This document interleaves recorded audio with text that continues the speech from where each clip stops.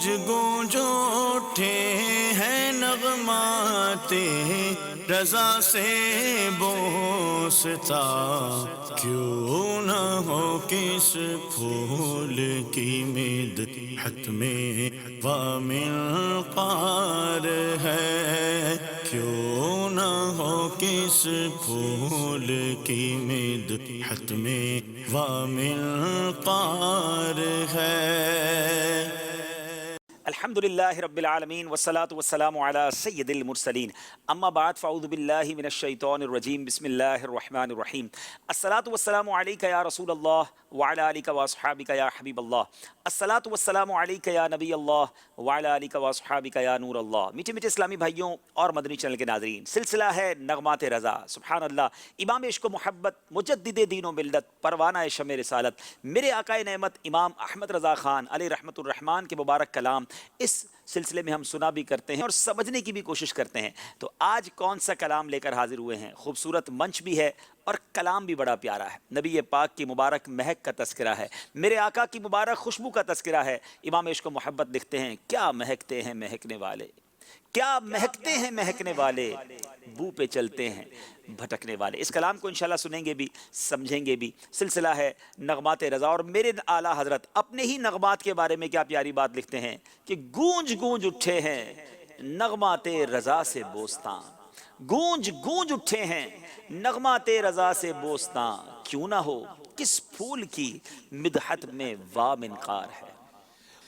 گونج گونج اٹھے ہیں نغمات رضا سے بوستان، گونج گونج اٹھے ہیں نغمات رضا سے بوستان، کیوں نہ ہو کس پھول کی مدحت میں وامنقار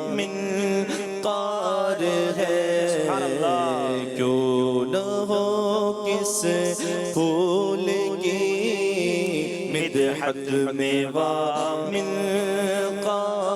ہے۔ سبحان اللہ سبحان اللہ۔ شروع کرتے ہیں کلام، کیا مہکتے ہیں مہکنے والے، بو پہ چلتے ہیں بھٹکنے والے۔ کچھ مشکل الفاظ کے پہلے معنی، مہکنا کہتے ہیں خوشبو دینا، بو سے مراد یہاں خوشبو یا مہک ہے، بھٹکنا یعنی راستہ بھول جانا۔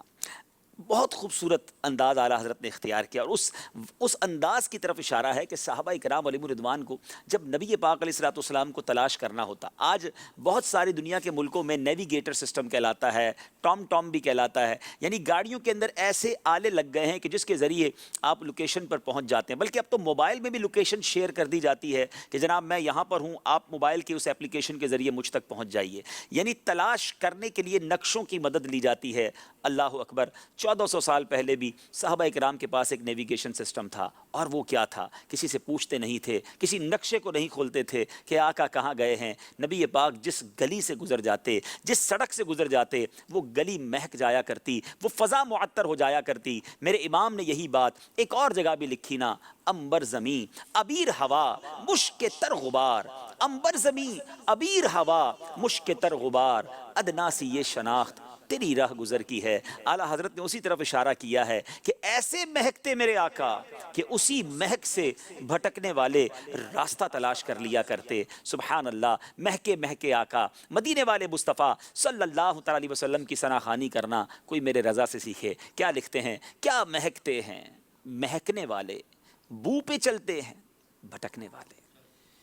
کیا مہکتے ہیں مہکنے والے، کیا مہکتے ہیں مہکنے والے، بو پہ چلتے ہیں بھٹکنے والے، کیا مہکتے ہیں مہکنے والے۔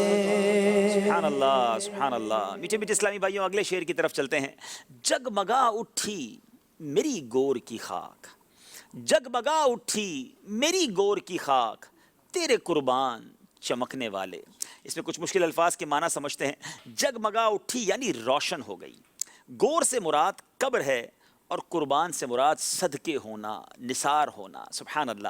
اعلیٰ حضرت اس شعر میں کیا خوبصورت بات ارشاد فرما رہے کہ اے میرے پیارے آقا علیہ الصلوۃ والسلام، اللہ تبارک و تعالیٰ نے آپ کو ایسی نورانیت عطا فرمائی ہے کہ جب فرشتوں نے قبر میں مجھ سے سوالات شروع کیے تو آپ میری قبر میں جلوہ گر ہوئے، کیونکہ نبی پاک کا دیدار کروایا جائے گا نا، پیارے آقا سے متعلق بھی تو سوال ہوگا، اور اس شاخ کی قبر جو ہے انشاءاللہ میری آقا کی آمد سے روشن ہو جائے گی. ایک اور جگہ اعلیٰ حضرت نے لکھا نا، قبر میں لہرائیں گے تا حشر چشمے نور کے، جلوہ فرما ہوگی جب طلعت رسول اللہ کی. تو اعلیٰ حضرت لکھتے ہیں کہ یا رسول اللہ، آپ جب میری قبر میں آئیں گے، آپ کے آنے سے ہی میری قبر ایسی روشن اور منور اور بکائے نور ہو گئی کہ آپ کی نور کی تابانیوں پر میں کیوں نہ قربان ہو جاؤں. سبحان اللہ. نبی پاک کی نورانیت کا تذکرہ بھی کر لیا اور اپنی قبر میں تشریف آوری کا ذکر بھی کر دیا. کہیں تو خوبصورت انداز میں میرے رضا التجا کرتے ہیں.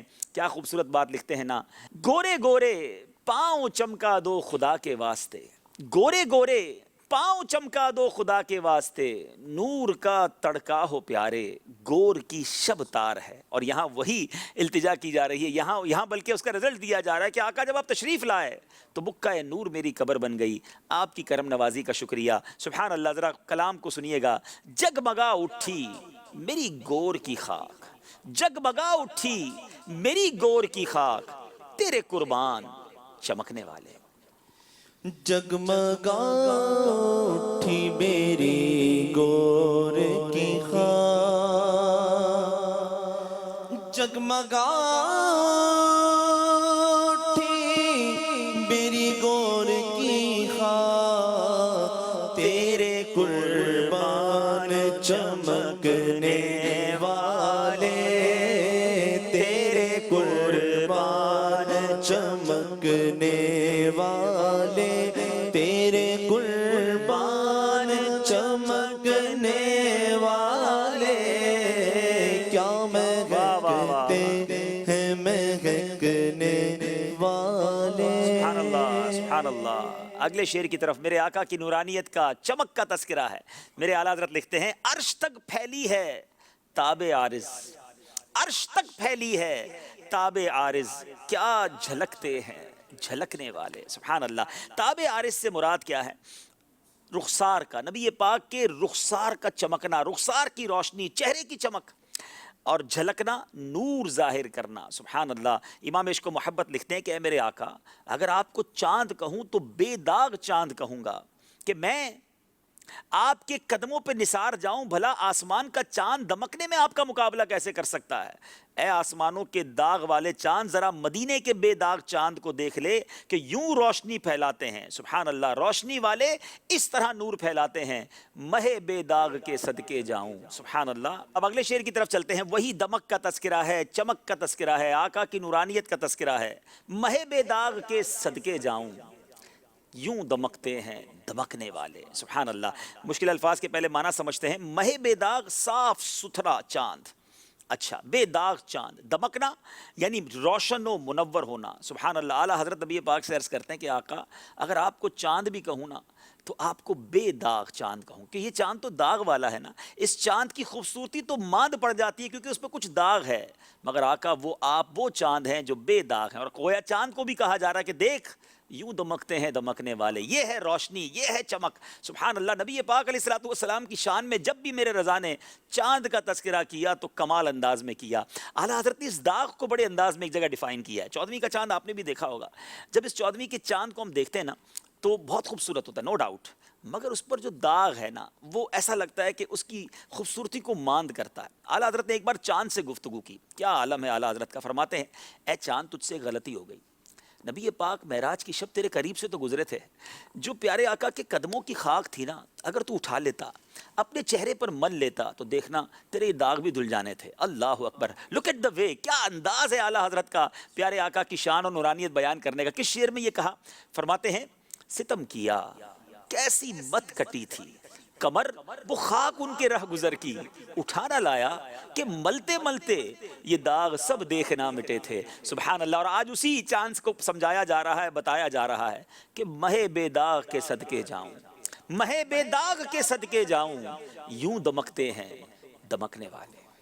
مہ بے داغ کے صدقے جاؤ، مہ بے داغ کے صدقے جاؤ، مہ بے داغ کے صدقے جاؤ، یوں دمکتے ہیں دمکنے والے، یوں دمکتے ہیں دمکنے والے، یوں دمکتے ہیں دمکنے والے، کیا مہکتے ہیں مہکنے والے۔ سبحان اللہ۔ اگلے شعر کی طرف چلتے ہیں۔ میرے رضا لکھتے ہیں، عرش تک پھیلی ہے تاب عارض، عرش تک پھیلی ہے تاب عارض، کیا جھلکتے ہیں جھلکنے والے۔ میں تو یہ سوچ رہا ہوں مدنی چل کے ناظرین، کتنے الفاظ ہیں اعلیٰ حضرت کے پاس، کیسا ذخیرہ ہے۔ کئی ایسے الفاظ ہوں گے جو کبھی زندگی میں نہیں سنے ہوں گے، کہیں چمکنے والے، کہیں مہکنے والے، کہیں دمکنے والے، کہیں جھلکنے والے، اور ابھی تو آگے آگے سنتے جائیے۔ کیا بات ہے میرے رضا کی۔ اب سے تاب عارض کس کو کہتے ہیں؟ تاب عارض رخسار کی، گالوں کی روشنی، چہرے کی چمک۔ سبحان اللہ۔ اعلیٰ حضرت اس شعر میں کیا شاندار انداز ہے۔ پہلے مشکل الفاظ کے معنی جھلکنا بھی کہتے ہیں، یعنی روشن ہونا۔ جھلکنے سے مراد ہے نور کو ظاہر کرنا۔ اعلیٰ حضرت لکھتے ہیں کہ اے میرے آقا صلی اللہ تعالیٰ علیہ وسلم، آپ کے رخ تاباں کی جو روشنی ہے نا، وہ تو ساتوں آسمانوں تک بلکہ اوپر عرش معلیٰ تک جا رہی ہے۔ اے دنیا والو ذرا دیکھو، جلوہ دکھانے والے یوں جلوہ دکھاتے ہیں، اور سورج اور چاند کا جھلکنا کیا حیثیت رکھتا ہے مصطفیٰ علیہ الصلوۃ والسلام کی جھلک کے سامنے۔ اعلیٰ حضرت نے بڑی پیاری بات ایک اور جگہ لکھی نا، کہ لوگ کہتے ہیں چاند بڑا چمکدار ہے، بڑا نورانی ہے، سورج بڑا چمکدار ہے۔ اعلیٰ حضرت فرماتے ہیں یہ جو مہر و ماں پہ ہے، اطلاق آتا نور کا، کہا جاتا ہے نا نور کا، کیوں آتا ہے یہ اطلاق؟ یہ جو مہر و ماں پہ ہے، اطلاق آتا نور کا، آقا بھیک تیرے نام کی ہے، استعارہ نور کا، سب تیرا ہی صدقہ ہے آقا، یہ آپ ہی کے صدقے سے چمک رہے ہیں۔ کیا بات ہے میرے رضا کی، سبحان اللہ۔ اور اس شعر کو ذرا سمجھیے۔ میرے رضا لکھتے ہیں، عرش تک پھیلی ہے تاب عارض، عرش تک پھیلی ہے تاب عارض، کیا جھلکتے ہیں جھلکنے والے۔ عرش تک پھیلی ہے تاب عارض، عرش تک پھیلی ہے تاب عارض، عرش تک پھیلی ہے تاب عارض، کیا جھلکتے ہیں جھلکنے والے، جھلکتے ہیں جھلکنے والے، کیا جھلکتے ہیں جھلکنے والے، کیا مہکتے ہیں مہکنے والے۔ سبحان اللہ سبحان اللہ۔ اگلے شعر کی طرف چلتے ہیں۔ گل طیبہ کی ثنا گاتے ہیں، نخل طوبہ پہ چہکنے والے۔ سبحان اللہ۔ ذرا مشکل الفاظ کے پہلے معنی سمجھ لیتے ہیں۔ ثنا کہتے ہیں تعریف کو، اور نخل طوبہ یعنی طوبہ کا، جنت کا درخت۔ جنت کے درخت پر کون چہکنے والا ہے نا، بات بڑی پتے کی۔ آئیے سمجھتے ہیں۔ اعلیٰ حضرت فرماتے ہیں کہ نبی پاک علیہ الصلوۃ والسلام وہ ہستی ہیں کہ ان کی تعریف صرف ہم ہی نہیں کر رہے، ہاں یہ صرف زمین پر رہنے والے نہیں، بلکہ جنت کے درختوں پر بیٹھے نغمہ سرائی کرنے والے، یعنی اللہ کے فرشتے اور فرشتوں کے سردار جبریل امین علیہ الصلوۃ والسلام بھی مدینے کے پھول ہمارے آقا علیہ الصلوۃ والسلام کی شان میں نغمہ سرائی کرتے ہیں، اور کیا کہتے ہیں؟ سبحان اللہ، میرے آقا علیہ الصلوۃ والسلام پر، میرے آقا علیہ الصلوۃ والسلام پر درود و سلام کے نذرانے پیش کرتے ہیں۔ قرآن میں بھی رب نے فرمایا نا، ان اللہ و ملائکتہ یصلون علی النبی، پھر ہم سے فرمایا نا، یا ایھا الذین آمنوا صلوا علیہ وسلموا تسلیما۔ تو غور کیجئے کہ آسمان کے فرشتے جنت پر موجود، جنت کے درخت پر چہکنے والے، سبحان اللہ، اور خود نبی پاک کے یوں سمجھیے کہ وزیر خاص حضرت جبریل امین جو فرشتوں کے سردار ہیں، وہ بھی پیارے آقا علیہ الصلوۃ والسلام کی کس طرح ثنا بیان کرتے ہیں۔ تو پھر ہم پر تو رب کی مہربانی ہے کہ ہمیں موقع دیا گیا کہ ہم آقا علیہ الصلوۃ والسلام کی ثنا خوانی کریں۔ ایک اور جگہ اعلیٰ حضرت نے بات سمجھائی تھی، دیکھیں ایک بات طے ہے، ہم فرش والے ہیں، ہمیں بہت ساری باتیں نہیں پتہ، ہماری اوقات بھی نہیں ہے. سچی بات یہ ہے کہ نبی پاک علیہ الصلوۃ والسلام کی ثنا بیان کرنا نا ہماری اوقات نہیں، ہمارے پاس تو الفاظ بھی نہیں ہیں. یہ ان کی مہربانی ہے کہ ہمیں کچھ ذکر مصطفیٰ صلی اللہ تعالیٰ علیہ وسلم کا کرنے کا موقع مل رہا ہے. تو وہ شعر یاد ہے نا، اعلیٰ حضرت لکھتے ہیں فرش والے تیری شوکت کا علوم کیا جانے. آقا ہم فرش والے تیری شوکت کا علوم کیا جانے. خسروا عرش پہ اڑتا ہے پھریرا تیرا. آقا کا تو کہتے ہیں بلندی کا، نبی پاک کے وقار کا، پیارے آقا کی عزت و اکرام کا عالم یہ ہے کہ عرش پر آپ کے چرچے ہیں. ہمیں کیا معلوم نبی پاک کی عظمت اور رفت کیا ہے. یہ ان کی مہربانی ہے کہ ہمیں ذکر مصطفیٰ کرنے کی خیرات عطا کر دی ہے. تو اعلیٰ حضرت کے شعر سے سمجھیے کہ صرف ہم نہیں، کون کون میرے آقا کے نغمے گنگنا رہا ہے. اعلیٰ حضرت لکھتے ہیں گل طیبہ کی ثنا گاتے ہیں، گل طیبہ کی ثنا گاتے ہیں، نخل طوبہ پہ چہکنے والے. گل طیبہ کی ثنا گاتے ہیں، گل طیبہ کی ثنا گاتے ہیں، گل طیبہ کی ثنا گاتے ہیں، نخل طوبہ پہ چہکنے والے، نخل طوبہ پہ چہکنے والے، نخل طوبہ پہ چہکنے والے، کیا مہکتے ہیں مہکنے والے. سبحان اللہ سبحان اللہ. اگلا شعر سنیے. آسیوں تھام لو دامن ان کا، آسیوں تھام لو دامن ان کا، وہ نہیں ہاتھ جھٹکنے والے. سبحان اللہ. آسیوں سے مراد گناہ گار، تھام لو یعنی مضبوطی سے پکڑ لو، اور جھٹکنا یعنی ہاتھ چھڑا لینا. اللہ اکبر. میرے آقا کی اس عطاؤں کی طرف، ان نوازشوں کی طرف تذکرہ ہے کہ گناہ گاروں پر کیسے مہربان ہیں، شفاعت کرنے والے ہیں. میرے آقا تو تلاش کر کر کے اپنے گناہ گاروں کی شفاعت فرماتے ہیں. دنیا میں تشریف لائے تو گناہ گاروں کو یاد رکھا، معراج کی شب ہمیں نہ بھولے، قبر میں اتارا گیا جب بھی ہمیں یاد رکھا، اور آج بھی قبر انور میں ہمیں یاد رکھ رہے ہیں. اور انشاءاللہ قیامت کے دن بھی سبحان اللہ نبی پاک علیہ الصلوۃ والسلام ضرور شفاعت فرمائیں گے. تو اب اعلیٰ حضرت ایک اور جگہ لکھتے ہیں نا کہ دنیا پیاسا جو ہے وہ کنویں کو ڈھونڈتا ہے، دریا کو ڈھونڈتا ہے. میرے آقا کا فیض کیا ہے. اعلیٰ حضرت لکھتے ہیں فیض ہے یا شہ تسنیم نرالا تیرا، آپ پیاسوں کے تجسس میں ہے دریا تیرا. ایسے آقا ہیں، ان کا دامن تھام لو، مضبوطی سے تھام لو، نبی پاک کی سنتوں پر عمل کر لو، پیارے آقا کے طریقے پر عمل کر لو. پھر دیکھو آقا نے نہیں ہمیں ہاتھ جھٹکنا، وہ انشاءاللہ اپنے ساتھ جنت میں لے کے جائیں گے. یہ ہم ہی ہیں جو پیارے آقا علیہ الصلوۃ والسلام کا دامن مضبوطی سے نہیں تھامتے. بہت خوبصورت اور بڑا ایمان افروز میسج ہے. اور یاد رکھیے کہ جب ان کے دامن سے وابستہ ہو جاتے ہیں نا، ان کے جو غلام ہو گئے، ان کے جو غلام ہو گئے وقت کے امام ہو گئے، نام لیوا ان کے جو ہوئے ان کے اونچے نام ہو گئے. نبی پاک کا نام لے لے کر لوگوں کے نام بلند ہو گئے تو آقا کی کیا شان ہوگی. پھر ان کا دامن جو ہے کیوں نہ تھاما جائے. آسیوں تھام لو دامن مصطفیٰ، آسیوں تھام لو دامن مصطفیٰ، اور پڑھو رب کی رحمت پہ لاکھوں سلام. تو آئیے شعر کو سننا بھی ہے، سمجھنا بھی ہے، اور نبی پاک علیہ الصلوۃ والسلام کی سیرت پر مضبوطی سے عمل بھی کرنا ہے. آسیوں تھام لو دامن ان کا، آسیوں تھام لو دامن ان کا، وہ نہیں ہاتھ جھٹکنے والے. آسیوں تھام لو دامن ان کا، آسیوں تھام لو دامن ان کا،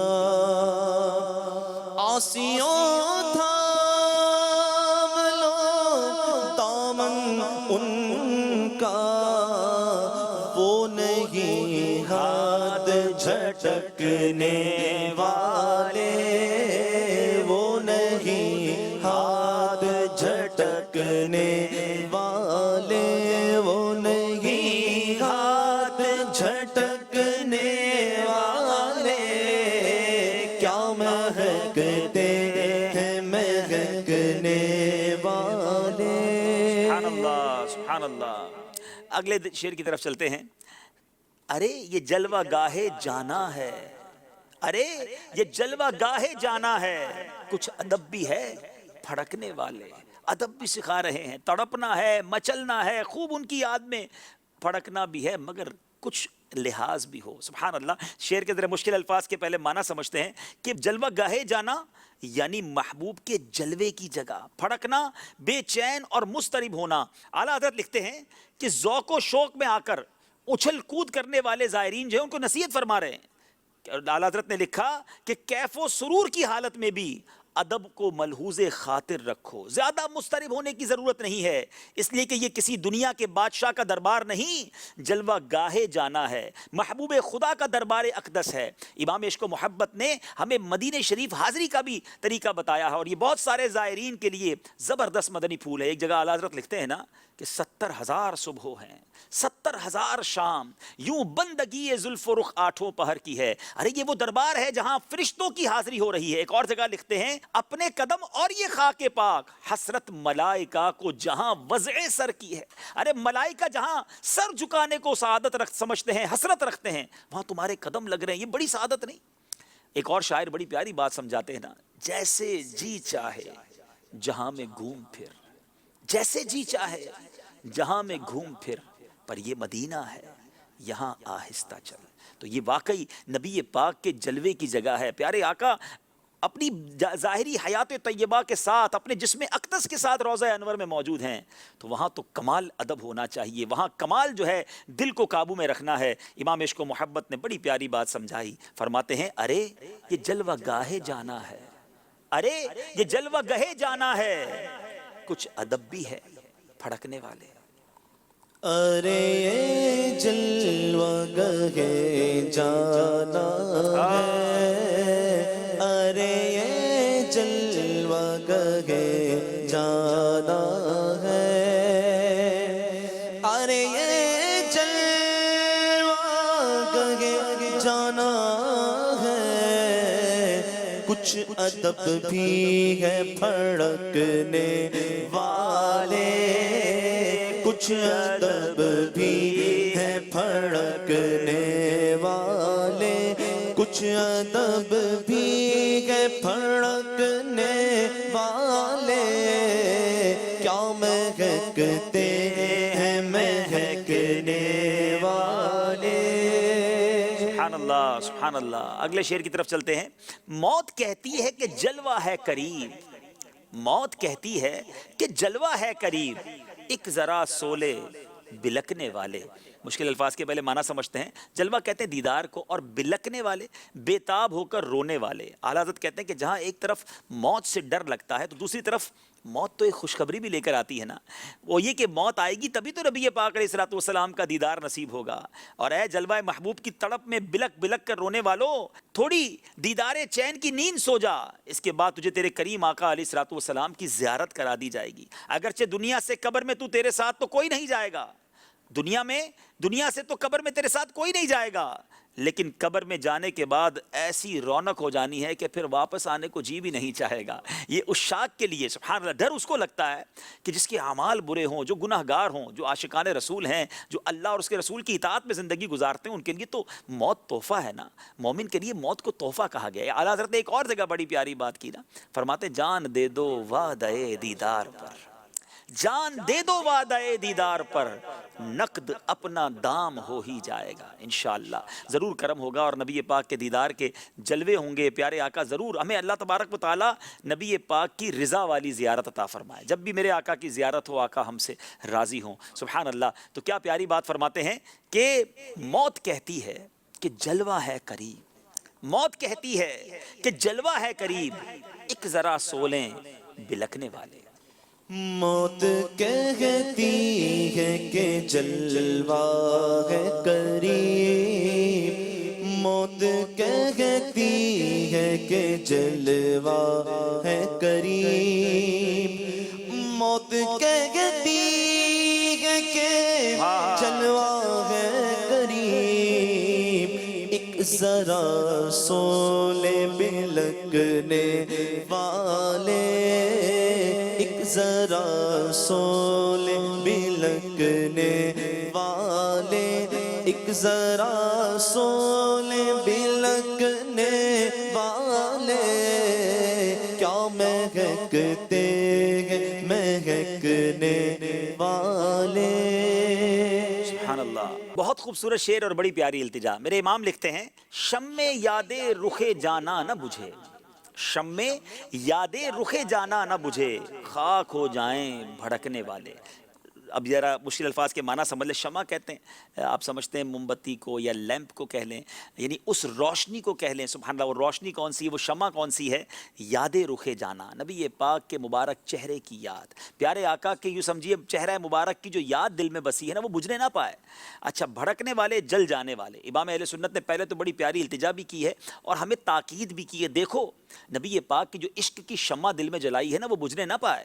یہ نصیب والوں کو نصیب ہوتی ہے۔ ایک اور جگہ ایک شاعر لکھتے ہیں نا، یہ زخم ہے طیبہ کا، یہ سب کو نہیں ملتا، یہ زخم ہے طیبہ کا، یہ سب کو نہیں ملتا، کوشش نہ کرے کوئی اس زخم کو سینے کی۔ اور اعلیٰ حضرت نے اس درد کے بڑھنے کی تو التجا کی ہے کہ جان ہے عشق مصطفیٰ روز فزوں کرے خدا، جس کو ہو درد کا مزہ ناز دوا اٹھائے کیوں۔ تو اعلیٰ حضرت ہم سب کو سمجھا رہے ہیں کہ دیکھو یہ جو عشق رسول کی شمع ہے نا، یہ بجھنے نہ پائے، اور ایسے لوگوں کے قریب بھی نہ جاؤ جو تمہارے اندر سے عشق رسول کو نکالنا چاہتے ہیں۔ کچھ لوگ واقعی ایسے ہوتے ہیں جن کے سامنے نبی پاک کی عشق کی بات کی جائے، ان کے چرچے کی بات کی جائے تو ان کو پرابلم شروع ہو جاتی ہے۔ تو اگر جس کو پرابلم ہے، جو جلتا ہے وہ جل جائے، ہمیں اس سے کوئی پرواہ نہیں ہے۔ اعلیٰ حضرت ایک اور جگہ لکھا نا، خاک ہو جائیں عدو جل کر مگر ہم تو رضا، دم میں جب تک دم ہے ذکر ان کا سناتے جائیں گے۔ تو انشاءاللہ ہم سرکار علیہ الصلوۃ والسلام کا چرچا بلند کرتے جائیں گے، اور ہماری اوقات نہیں، رب نے وعدہ فرمایا ہے وَرَفَعْنَا لَكَ ذِكْرَكَ کا ہے سایہ تجھ پر، ذکر اونچا ہے تیرا، بول ہے بالا تیرا، تو گھٹائے سے کسی کے نہ گھٹا ہے نہ گھٹے، جب بڑھائے تجھے اللہ تعالیٰ تیرا۔ تو سبحان اللہ، ہمیں یاد رکھنا ہے، ہمیں اس میسج کو سنبھال کر رکھنا ہے کہ جب تک زندہ رہیں نبی پاک کے عشق میں زندہ رہیں، یہ شمع جلتی رہے، یہ دل نبی پاک کی یاد میں سبحان اللہ ہمیشہ مچلتا رہے۔ اللہ اس دعا کو، اس التجا کو ہم سب کے حق میں قبول فرمائے۔ امام لکھتے ہیں شمع یاد رخ جانا نہ بجھے، شمع یاد رخ جانا نہ بجھے، خاک ہو جائیں بھڑکنے والے۔ شمع یاد رخ جانا نہ بجھے، شمع یاد رخ جانا نہ بجھے، شمع یاد رخ جانا نہ بجھے، خاک ہو جائے بھڑکنے والے، خاک ہو جائے بھڑکنے والے، خاک ہو جائے بھڑکنے والے، کیا مہکتے ہیں مہکنے والے۔